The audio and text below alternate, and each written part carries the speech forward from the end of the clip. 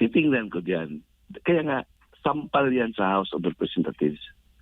Siyempre, sabihin na talaga nila na they are going to parang acknowledge and they are going to ratify o certify na yung ginawa namin ay in accordance with the Constitution.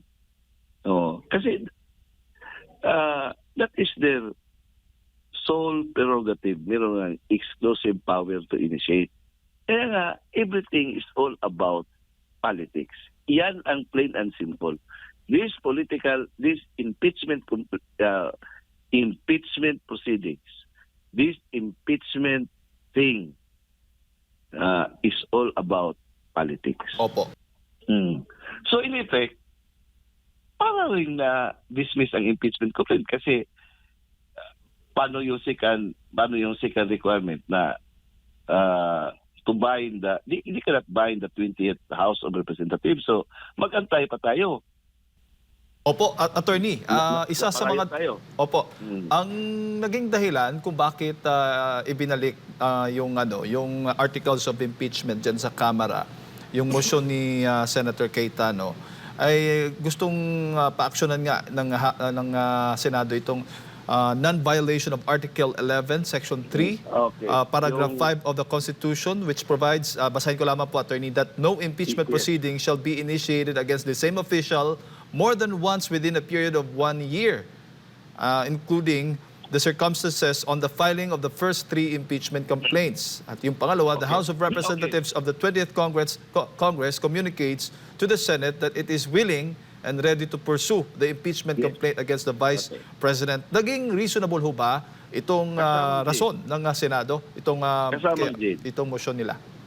It's kasamang Jade, no? It's a matter of record that I am me and my daughter are among the petitioners. Kasama namin si Atty. Torion. Yan ang theory namin doon sa aming kaso sa Supreme Court na yung mga requirements ng yung 1-year bar rule o 1 impeachment complaint lang ang ma-initiate within 1 year against the same public official. Yun na talaga ang main argument namin doon sa Supreme Court against yung 4th impeachment complaint na inapile. So, kabisado ko yan, yung argument na yan. Opo. Now, actually, kung titingnan ko diyan, kaya nga, sampal yan sa House of Representatives. Siyempre, sabihin na talaga nila na they are going to parang acknowledge and they are going to ratify or certify na yung ginawa namin ay in accordance with the Constitution. Kasi that is their sole prerogative. Meron ng exclusive power to initiate. Para bang kung ako, if I were the House, if I were the Speaker, magagalit talaga ako sa ginawa sa Senado. That's plain and simple insult. So bakit pakialaman mo yung ginawa namin? Pero yan na, politika man yan. Dinala mo niyo sa amin, politika. Di babalik namin sa inyo, politika din. Ang gumagalaw diyan kasama Jade, Opo. political realities. Political realities. Takot sila sa atin taga Mindanao. Because we demonstrated our power, we demonstrated our result in the midterm elections. Dalawang pistahan lang ito. Eleksyon na naman. Kasi 2 years mag-eleksyon naman kasi ang filing August, October by 2028. So, yan ang calculation nila. Sa totoo lang, they are not looking at yung constitutional side, yung legality. Wala diyan. That's why they have to be creative. Instead of dismissing it, parang gumawa sila ng kaya nga nalilito si Coco Pimentel. Pareho lang yan. Sabi niya, pareho lang yan. Yung, para bang, o sa Bisaya pa, kasama din, naunay sa ilang sariling yung tari. Now, ang House, sabi niya, dapat madaliin niya yun. Forthwith. Batuhan naman sila sa Senado. Ano ba yung rules ninyo? immediate.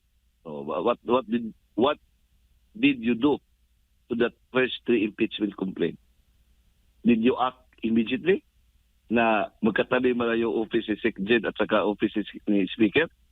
Kasi pag had they followed the rules na upon receipt of a verified impeachment complaint, the SecGen will immediately refer it to the Speaker. Yung 10-day period under the Constitution within which the verified impeachment complaint must be included in the order of business. Di lang yan mapipigilan yan. The moment it will be included in the order of business, yung 3 days naman na under the Constitution, unstoppable na yan. That would be referred to the appropriate committee, which is the Committee on Justice. And pursuant to the case of Francisco versus House of Representatives, that filing and referral to the appropriate committee on Justice, that would constitute the initiation of an impeachment complaint. Therefore, yung mga pangalawa, tatlo, apat, barred na yan within 1 year. So, kaya what did you do? Hindi man nyo yung word na immediately, hindi man nyo pinapalo. Kami naman yung forfeit, sabihin nyo kagad-agad.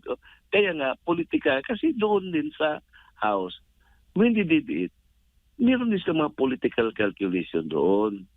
Kaya nga, everything is all about politics. Yan ang plain and simple. This impeachment proceedings, this impeachment thing is all about politics. Opo. Attorney, paano ho ba nangyari na lumabag ng 1 year? Kasi ito yung naging issue, di ba? Whether or not yung Kamara lumabag doon sa 1 year impeachment ban nga sa kaso ni VP Sara. Paano po yung explanation po at paliwanag po dyan para sa ating mga kababayan? Okay. Iyan ang ball of contention namin sa aming petition sa Supreme Court. Ito lang, it's all a matter of record. Hindi naman to sub judice kasi pinagdidiscussan na din ito kahit na sa Senate. Ang theory namin ay self-convention. Yan ang theory namin, self-convention. Because while it is true there are 3 modes kasi how to initiate an impeachment complaint, kasamang Jade. First, when a member of the House will file a verified impeachment complaint. So, yun yung paraan, yun yung mechanism na doon na isubmit yan sa SecGen, and then the SecGen immediately transmit it to the Speaker's office. Yung explanation ng 10 days, including the order of business, in 3 days, it shall be referred to the appropriate committee. That yan ang kompleto na process na initiation kasi doon sa Committee on Justice, mag-determine within 60 sitting days, mag-determine yan ng sufficiency in form and in substance. So matagal yan. Pangalawang Opo. Baka doon, attorney, magsisimula yung 1 year na period. Yes, kung dadating na doon sa Committee on Justice. Opo. Kasi initiated ka na. Papasok na yung no impeachment complaint shall be initiated against the same public official more than once in a year. Papasok na yan. Opo. So, pangalawang mode, yung citizen. Any citizen, pwede ka mag-file. Kaya yung iba dyan, yung first kasi na nag-file as, I think second, sila mga citizens, mga civic organization, basta, pwede yan, provided it shall be supported with an endorsement by a member of the House of Representatives or members. Yun, I think yung Makabayan Black siguro ata yun. And then, it was filed correctly kasi suportado man yun ng members ng House of Representatives. Pero, hindi na kung sabihin parang nilagay lang sa refrigerator. At saka yung third din, nilagay lang sa refrigerator ni SecGen Velasco. Hindi niya i-transmit doon sa Speaker's Office. Baka nagkaroon ng Kasi- delay. Parang nagkaroon ng delay. Because they don't like the idea na dadaan sa Committee on Justice. Kaya it will take time. 6 decision days. So, mapag diyan sa Committee on Justice, they are forced to give the respondent, the BP, an opportunity to rebut the impeachment complaint kasi ang pag-aawayan dyan, sufficiency in form and in substance. So wala nang panahon.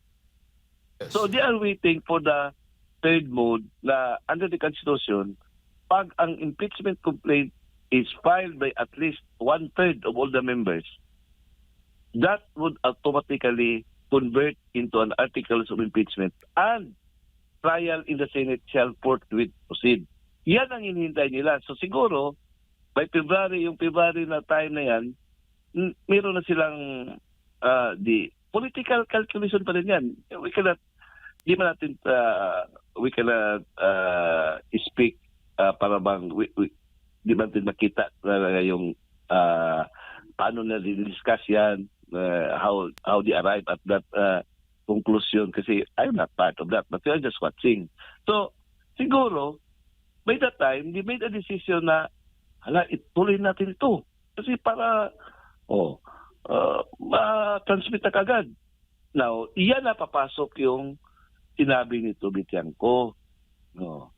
Madaming mga allegations doon na ginawa yon in order to cover up yung mga accusations about yung PhilHealth funds, yung mga blank doon sa sa GAA, yung sa BICAM, na very serious allegations. Ang dami doon na yung mga unprogrammed funds, yun naman ang parang center of discussions.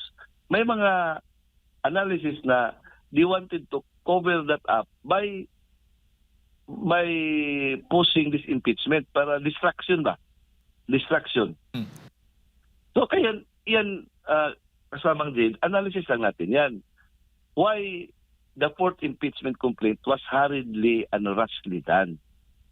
Kaya nga, we question yung theory namin, while it is true that you have all the right to do that, na allowed naman yan under the Constitution, yung third mode, basta 1/3, hindi nadadaan sa Committee on Justice. Pero, what did you do with the first impeachment complaint? Yun ang theory namin, circumvention. So ngayon, nandiyan din sa Supreme Court na wala pang decision. Ngayon, yan ang ginawa sa Senado na they are made to explain whether the requirement of one impeachment complaint is only yan lang ang pwedeng i-file within 1 year. So they have to explain. So of course, if I were the House, I will tell them, we follow the Constitution kasi ang paniwala namin ay tama ang ginawa namin. We are guided by the strictures or the provisions of the Constitution na yung third mode. Yung ginawa namin, 1/3. Opo. As to what we did to the first impeachment complaint, prerogative namin yan. No. Yan ang talagang argument yan. Pero kung titingnan mo as a whole, kung ako ang nagtingin dyan, insult yan. Why are you telling us the things that are exclusively ours? So in effect, para rin na dismiss ang impeachment complaint kasi paano yung second requirement na to bind hindi ka not bind the 20th House of Representatives. So mag-antay pa tayo pag-convene ng 20th Congress, 20th House of Representatives, may bago naman silang we cannot we can't speculate or may mga reality dyan. Baka may mga changes. Pero kasi anything is fluid eh. They are going to elect a new speaker or maybe they are going to retain, but the House itself will make a decision whether they are willing to pursue with the impeachment. Paano yan?